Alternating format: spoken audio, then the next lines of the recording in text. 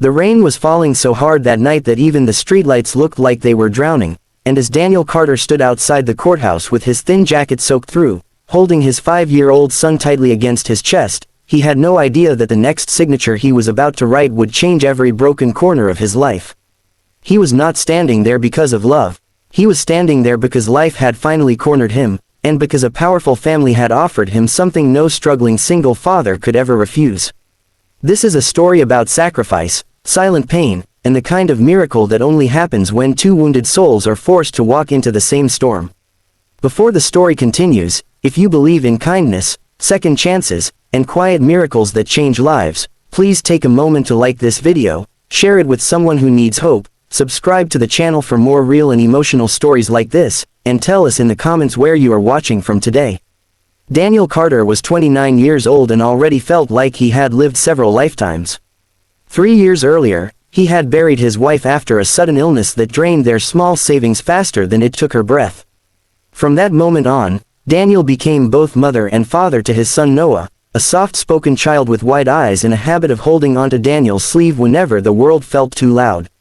Daniel worked 2 jobs, one as a night cleaner in an office building and another as a delivery driver during the day, surviving on cold coffee and the quiet hope that someday Noah would not have to remember what hunger felt like. Every month ended with overdue notices, every week ended with Daniel pretending he was not exhausted, and every night ended with him watching his son sleep and promising himself that no matter how broken he felt, he would never let life break that little boy. The offer came in a way that felt unreal, like something written in a badly scripted movie. Daniel was contacted by a private legal firm that represented one of the most powerful business families in the state. He assumed it was a mistake until he was invited into a glass tower overlooking the city, escorted by people who spoke gently but watched him carefully.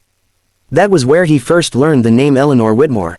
She was a billionaire heiress, the only daughter of a legendary real estate tycoon, and according to every public story, she had been left severely disabled after a tragic accident 4 years earlier. The proposal was simple in words but impossible in weight. Eleanor's father was terminally ill. He wanted to see his daughter married before he died. The family needed a legal marriage, a stable public image, and someone who could commit to living in the Whitmore estate and appearing as Eleanor's husband. In return, Daniel would receive a home, financial security for Noah, and access to medical care he could never afford for his son's chronic respiratory condition. Daniel did not walk into that meeting thinking he would sell his future. He walked out of it feeling like he had already done so. He was shown a short, carefully edited video of Eleanor sitting in a wheelchair, her posture stiff, her hands resting on her lap, her eyes distant and expressionless. The lawyers explained that she rarely spoke in public, avoided interviews, and lived quietly inside the estate. They spoke of her as a responsibility, not as a person. They told Daniel he would not be expected to love her, only to respect the arrangement, only to stay, only to protect the image. That night, Daniel sat on the edge of his narrow bed and stared at the wall for nearly an hour while Noah slept beside him. He hated himself for even considering it. But he hated the sound of Noah's coughing at night even more. He hated the helpless feeling of watching hospital bills stack higher than his courage. And so, with hands that would not stop trembling, Daniel agreed. The wedding was arranged in less than 3 weeks. The Whitmore estate felt like another world, a place where silence itself seemed expensive. Long white halls stretched endlessly, decorated with art Daniel could not name and furniture he was afraid to touch. Eleanor was introduced to him briefly before the ceremony. She sat in her wheelchair by a tall window overlooking a lake that looked too still to be real. Her long brown hair was carefully brushed, her face pale but striking, and her eyes held something far deeper than sadness. They held absence, the kind that grows when someone has been forgotten while still alive. Daniel noticed how everyone spoke around her rather than to her. He noticed how nurses adjusted her position without asking. He noticed how no one ever waited for her reaction. He felt ashamed of how relieved he was that she did not try to speak to him. The ceremony itself was quiet and painfully perfect. Guests filled the hall with polite smiles and shallow congratulations. Cameras captured every angle of the billionaire daughter in her wheelchair beside the young widowed father holding his small boy's hand. The headlines would write themselves. But no one could see what was happening inside Daniel's chest. He felt like a guest at his own life, watching someone else become a husband for reasons that had nothing to do with his heart. And then it happened. As the officiant reached the final part of the ceremony, as the room leaned forward for the predictable ending, Eleanor slowly moved her hands to the arms of her wheelchair. At first, no one reacted.